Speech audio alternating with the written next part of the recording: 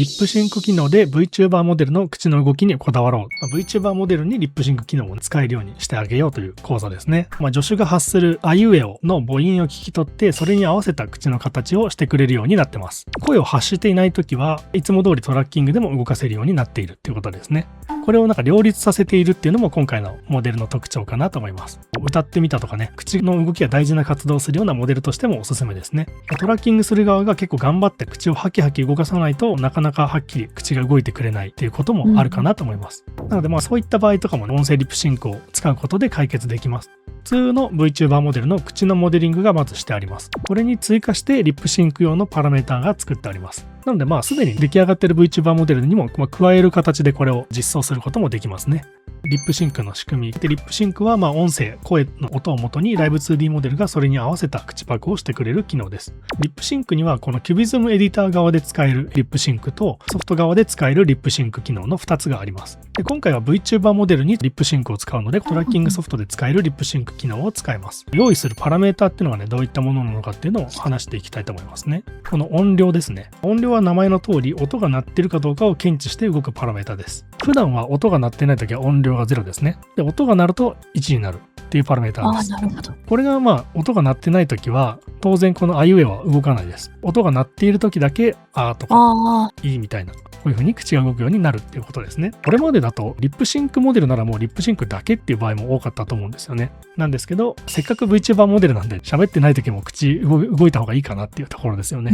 なのでこれを両立させる場合にこれが必要になってくるっていう仕組みですね。あいうえおが次にありまして、これがメインですね。これも本当にシンプルにブレンドシェイプであいうえおの形になるように作ってありますね。このあいうえおそれぞれがね、影響し合ったりするっていうことも考えると、重みの制限設定が結構つけてあるっていう感じになるので、作り方のコツとかに加えてその辺は後ほど解説したいと思います。今回で言ってもこの音量とあいうえおですね、この6つがあれば基本的には成り立ちます。残りなんですけど、この物理演算あいうえおですね。物理演算でそれぞれのあいうえおに紐付けるためのパラメータで、これはより口を滑らかに動かすためのものですね。形は大体一緒なんですけど、ちょっと歯を動かしてあったりとかして、ちょっとだけ微調整がしてあります。これがあることでより滑らかな口の動きになるよっていうことですね。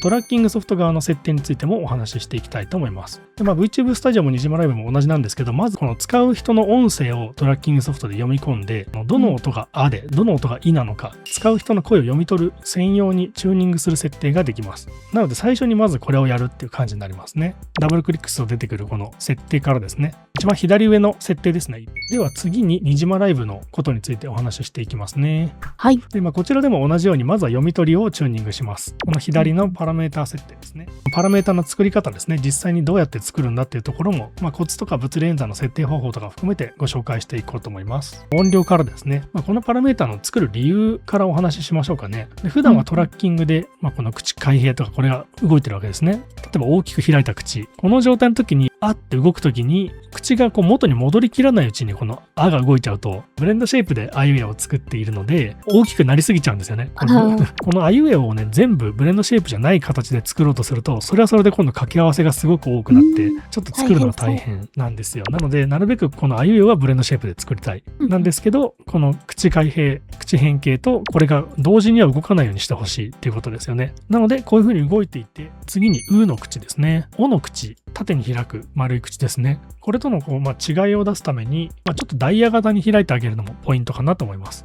稲穂ちゃんはちょっとリアルめにしっかり口を尖らせてる感じに作ってます。デフォルメチックにするならダイヤ型の四角でもうっぽくなりますね。このうがあると実はかなり表現力が上がります。実はこれ次にこのあいうえおのパラメータのブレンドシェイプの重みの制限設定っていうのが今回使ってますので、それの2つの意味合いがあってつけてあるので、それもお話ししていきたいと思います。まずは1つ目が最後に物理演算パラメータの設定についてですね。動きをちょっと見てみると、物理演算設定ではこの余韻って書いてあるあいうえお余韻ですね。これがそれぞれの設定になってます。試しにオフにして音量は1にしてあを動かすとこんな感じ。この物理演算設定をオンにすると